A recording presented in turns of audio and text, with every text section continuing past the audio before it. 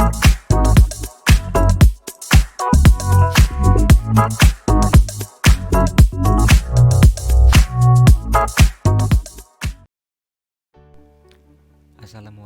warahmatullahi wabarakatuh.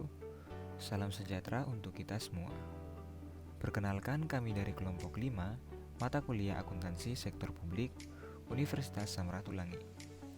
Dalam video ini kami akan memaparkan materi mengenai analisa investasi publik. Sebelum masuk ke materi, saya akan memperkenalkan anggota kelompok 5. Yang pertama ada Arlina Romadit, yang kedua Fadli Saleh, yang ketiga Ignatius Pemba, yang keempat Julio Handoko, dan yang kelima Marcelia Towulio. Selanjutnya kita masuk ke materi analisa investasi publik. A. Program investasi publik. Dalam melaksanakan fungsi pelayanan masyarakat, pemerintah dihadapkan pada masalah pengambilan keputusan investasi publik. Keputusan investasi publik diperlukan untuk mendukung pelaksanaan program, kegiatan, dan fungsi yang menjadi prioritas kebijakan.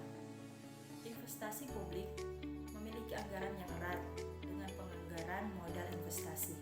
Penganggaran modal investasi merupakan proses untuk menganalisis proyek-proyek dan memutuskan apakah proyek tersebut dapat diakomodasi oleh anggaran modal investasi. Kemudian, sebelum diambil keputusan melakukan investasi, pemerintah perlu menentukan kebutuhan investasi yang diperlukan. Untuk menentukan kebutuhan investasi, perlu dilakukan evaluasi yang mencakup 7 hal. Yang pertama, inventarisasi investasi. Yang kedua, inventarisasi investasi memuat daftar nama dan jenis nilai investasi, kondisi, barang modal yang saat ini ada, apakah baik ataukah buruk. Yang ketiga, cakupan layanan dengan tingkat lanjutan investasi yang sekarang ada. Yang keempat, tambahan cakupan layanan yang dibutuhkan saat ini dan masa yang akan datang. Yang kelima, inventarisasi kebutuhan investasi. Yang keenam, evaluasi kelayakan investasi. Kemudian yang ketujuh, kriteria kelayakan investasi meliputi aspek-aspek teknis, sosial budaya, finansial, ekonomi, dan aspek distribusi. Penghitungan kelayakan investasi dapat dilakukan dengan menggunakan alat analisis, misalnya NPV, IRR, ARR, PP atau payback period, cost benefit analysis, dan cost effectiveness analysis. Kemudian B, penentuan kebutuhan investasi publik. Penentuan kebutuhan investasi publik berkaitan dengan jumlah anggaran yang ditetapkan bagi masing-masing unit organisasi. Dalam penilaian investasi publik, perlu untuk mempertimbangkan umur teknis dan umur ekonomis dari barang modal yang akan dinilai. Ada beberapa cara dalam menggolongkan usul-usul investasi. Yang pertama ada investasi penggantian. Yang kedua ada investasi penambahan. Dan yang ketiga ada investasi baru. Bagian C, aspek-aspek kelayakan investasi. Yang pertama ada aspek teknis.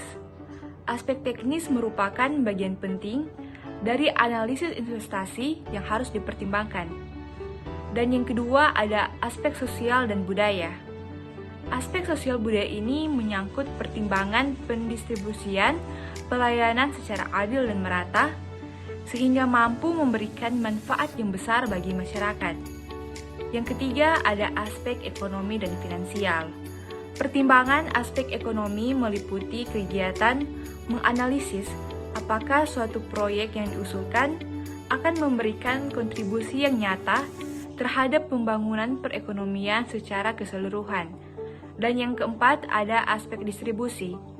Aspek ini terkait dengan keadilan dan persamaan kesempatan untuk mendapatkan pelayanan publik atau equity and equality.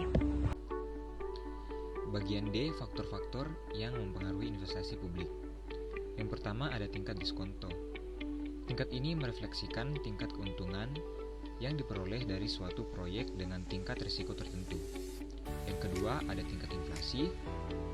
Makin tinggi tingkat inflasi, makin rendah nilai real di masa depan yang diharapkan.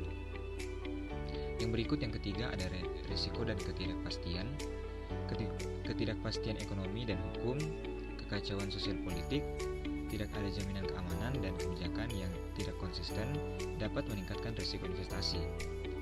Kemudian yang terakhir ada capital rationing, keadaan ketika organisasi menghadapi masalah ketersediaan dana untuk melakukan pengeluaran investasi.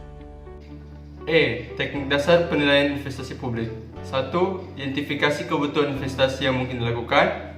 2. Menentukan semua manfaat dan biaya dari proyek yang akan dirasakan.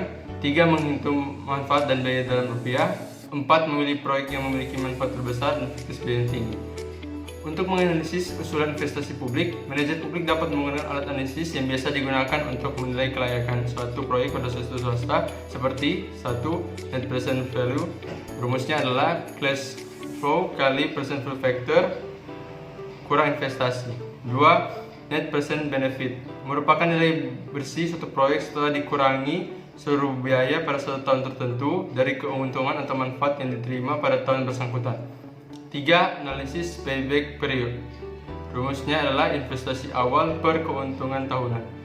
4. Analisis efektivitas biaya. Analisis ini dilakukan karena terdapat kesulitan dalam menghitung biaya dan manfaat sosial secara kuantitatif.